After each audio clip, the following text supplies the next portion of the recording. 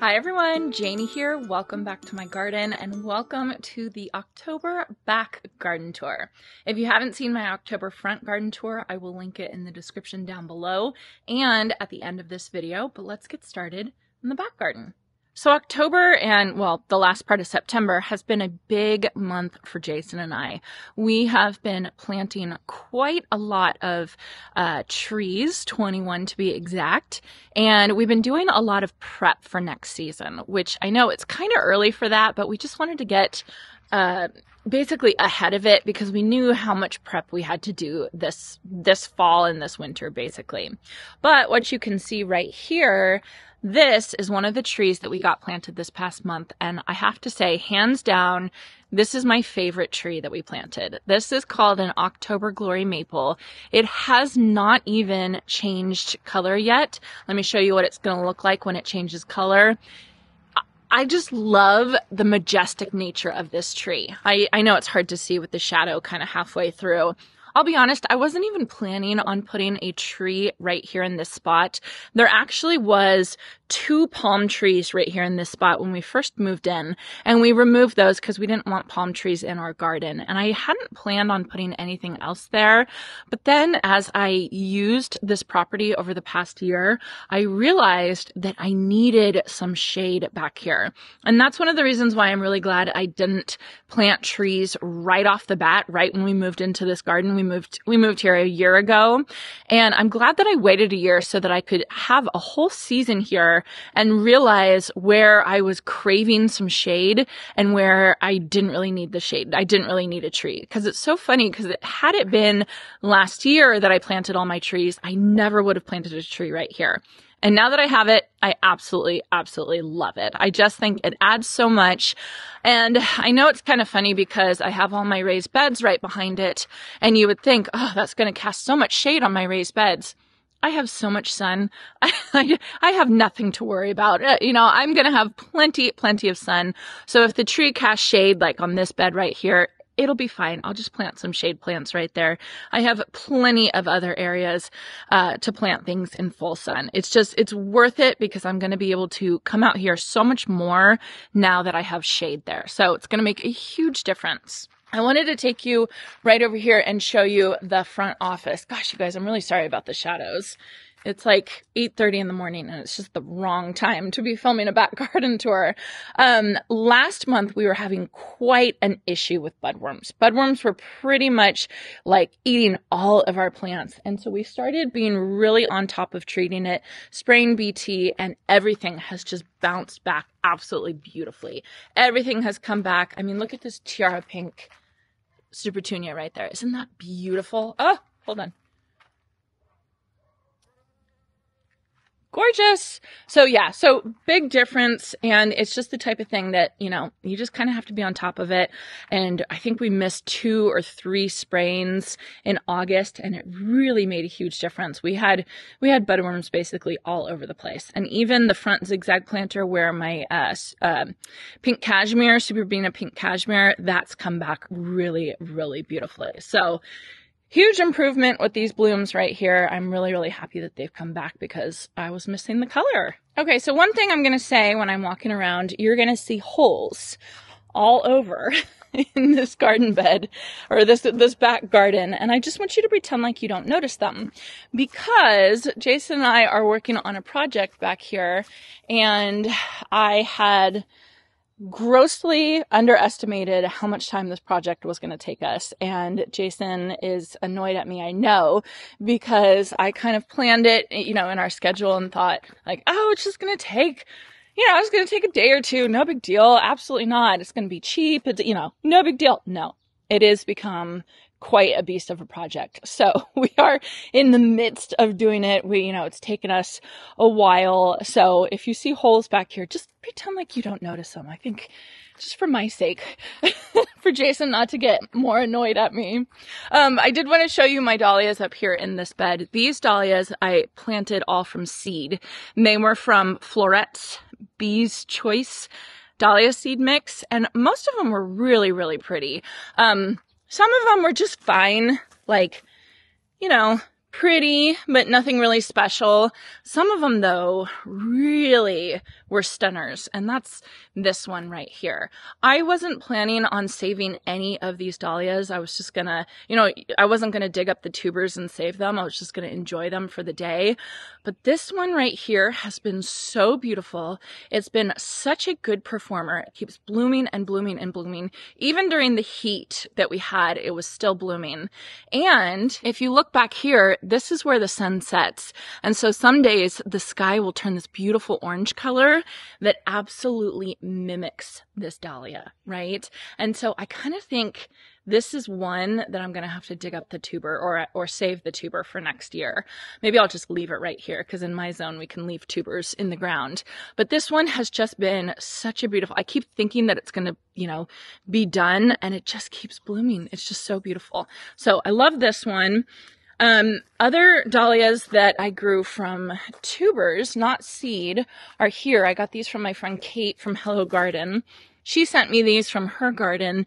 This is called, I think this is called Maryland's Magic. And then this one's called Maryland's White. Marilyn is a friend that she had that passed away, unfortunately. These have been beautiful, and I've been cutting on these nonstop, and they just keep coming back. They're absolutely gorgeous. I did want to show you my sunflowers. You can see I direct sowed sunflowers in this entire bed, but you can see what happens when I direct sow sunflowers. The birds obviously came here and got all of these. They got all but one of these, and then I must have scared them, or Monty scared them before they got to that side of the bed, because they obviously left that side of the bed alone. So direct seeding sunflowers is really, really tough for me, and I just have to give up. I know it's way easier to do it, but I just cannot do it. The birds are just crazy here. So back here by the greenhouse, you're going to see a lot of changes. Let me show you what it looked like last month. And then coming to this month, yes, we pulled everything out. And that is because we got delivery of compost, and this ground needed amending so badly. So in my garden, I am doing 6 inches of compost on top of the native soil. I'm not tilling in my native soil because I want it to stay nice and healthy and alive. And I'm just adding the compost on top of it. And this past year, I did a whole bunch of my garden with the compost, but I didn't do this area around the greenhouse, and I definitely noticed a difference. So that was something I definitely wanted to get done this fall/winter. So once we had the compost delivered, it was kind of, first priority. It was hard to pull those Super Tunia bubblegums out. They looked so beautiful, but I know it's going to be better for the soil for this compost to start working in already. So it's kind of looking bare right now, but that's okay. It's for the greater good. I'm just trying to remind myself. You might notice my iceberg rose standards are a little off. It's really funny. Jason has been doing really good. He's been deadheading things in the garden. He's been awesome. And so he came and he deadheaded a lot of the cut flowers over here. And then as he was working his way back here, he said he noticed that this one needed to be deadheaded. So he pruned that one, he cut that one and deadheaded it. And then he looked at this one and it didn't really need it. So he left it. And now you can see the difference of the two. It's so funny because I was sitting here and we were talking and I was like, I don't know what's wrong with my roses. I don't know what's wrong with my rose standards. This one is blooming its head off and this one there's nothing. And he was like, oh, well that might have been me. So that explains it. That definitely explains it. So they're still looking really beautiful, but we got to get them back on the same schedule again. And then behind, I'm going to show you in the greenhouse so I don't have to walk on compost.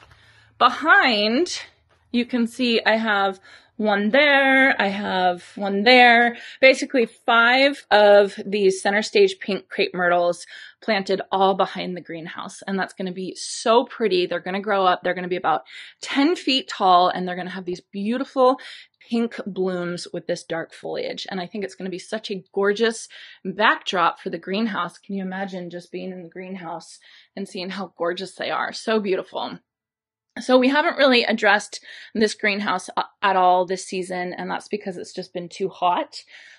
Here in California, we don't use greenhouses during the summer, but come winter, we can use them. We can grow tomatoes in them if we want to. So lots of plans for this greenhouse over the next month or two, but I just haven't really been doing too much with it yet at this point. Another thing I want to address is my Little Ollie standards. They need to get out of these pots for sure. I had put them in earlier this year just as kind of decor on either side, but you can see they need to be pruned, and I just need to plant them into the garden somewhere, probably the center island in the front yard. But I knew that they weren't. I'm actually surprised how well they have handled being in the pots with these annuals, because these annuals are getting water every single day. And Little Ollie olives, they just don't need that much water. So I'm going to have to transplant those for sure, but we'll get to that. I don't want to take out all my blooms right now.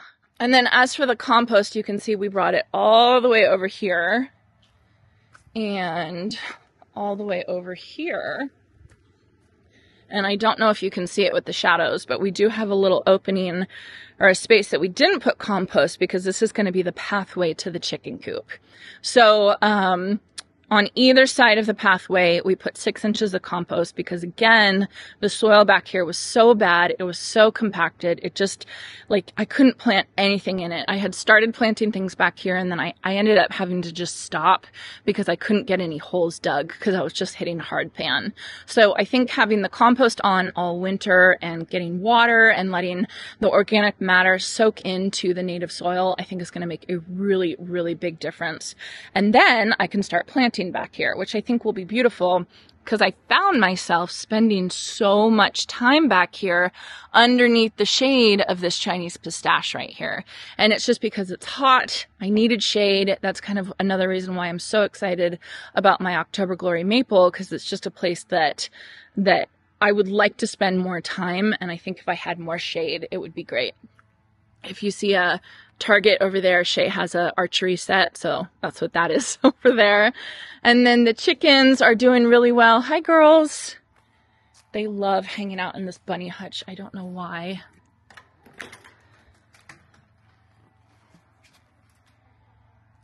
What are you doing? Where's Princess Fluffy Butt? Uh-oh. Where is she?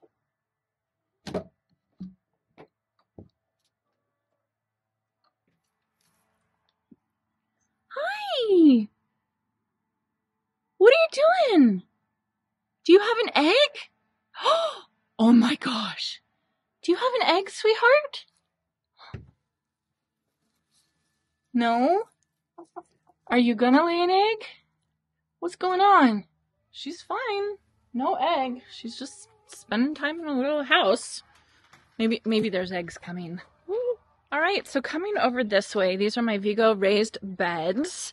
They're looking really, really good, really beautiful. I did want to show you all my Victorian Lady Albutilon. This is so, look at how beautiful that is. Isn't that gorgeous? And it's really starting to take off with blooms. It almost looks like roses. Look at that. Isn't that amazing? Really beautiful. I had just put it there for temporary plantings. Most of the plants here are temporary plantings, just kind of holding them over until I have a good place to put them next season. But man, that one, the Albutilon, I can never say that word. Flowering maple looks really, really good up there. And then if you all saw my pests in the garden video, this is my my orb weaver spider. I don't know if it's focusing on that, but she's still there. New web in a new place, but she's still there. Okay, and then over in front of the metal workshop, which the metal workshop is all organized, and it's so nice. It's so nice when things stay organized. When everything has a place, it stays organized so much better. But I wanted to show you guys my fall planters that I planted here. They're looking so good, and I wanted to show you. You can see I had mums here. They're obviously done. I actually have other ones that I want to replace them with. But look at these super bells. These are tangerine, is it tangerine slice? I'll put the name on the screen right now. It's bringing the color of the mums, but they're staying in bloom so much longer than the mums are. I mean, it's just something to think about, that if you can find a beautiful color of super bells, it's such a good alternative to mums, because these mums lasted, I don't know, maybe 2 weeks, 3 weeks max, and then they were done. And these Super Bells are still going strong, and they're gonna keep going strong even through a couple frosts. So I just think it's a really good alternative, and seeing them in these planters is really kind of opening my eyes to maybe using Super Bells a little bit more. I always kind of shy away from Super Bells, but I feel like I shouldn't, because they are performing really well, at least in these containers. I see a rainbow. Oh, isn't that fun? Perfect. Perfect timing for a garden tour, a back garden tour. I don't know why we have a rainbow. We have no rain in the forecast, but I'll take it. Beautiful. So coming over this way, we have a bunch of posts for that huge project that we're working on. You can probably guess what we're doing. I did want to show you over here, this is my strawberry tree. It's one of the new trees that we planted this past month. This one is so beautiful. First of all, it's evergreen, which is really, really nice, especially in this area over here.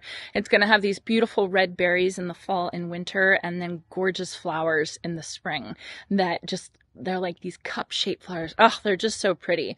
So that's a really fun one that we planted. And then over here, we have another red bud. This is a Merlot red bud, and you can see why it's called Merlot, because this is what some of the foliage will turn to. Isn't that gorgeous? Oh, it's just so beautiful.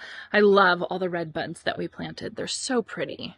Okay, and then finally, we have some really beautiful perennials and shrubs that are patiently waiting to get in the ground. We have about a week to 2 weeks to get these guys in the ground before 6 weeks before your first frost, our first frost. So the goal is to get all of your plants in the ground at least 6 weeks before your first frost. Now for us here in Northern California, zone 9B, where I have a very, very mild climate, it's not the end of the world if I don't get it in 6 weeks before my first frost, because we don't really have hard frosts. Ours are maybe 32 degrees, if that, right, for our frosts. So really we can plant all winter almost, and the plants will be fine. It's just good to get them in when the soil temperature is still warm. So Jason and I will be working on this over the next couple weeks. Hopefully get all of this stuff planted and in the ground, tucked in and ready for winter. All right, you guys, so that's going to be it for my October back garden tour. Lots of changes, lots of preparation, right? Pulling a lot of plants, putting in new compost, kind of taking care of the garden before the actual plantings go in. But I'm really excited. We're making a lot of really, really great progress, and the weather has finally cooled down enough to where we can work more than just an hour or two in the morning. So I feel like I'm optimistic. I feel like we'll get a lot more stuff done. And I'm optimistic because of this beautiful rainbow. My goodness. I mean, it's almost like I planned that. I hope you all enjoyed this, and I hope you all have a chance to get in your garden today.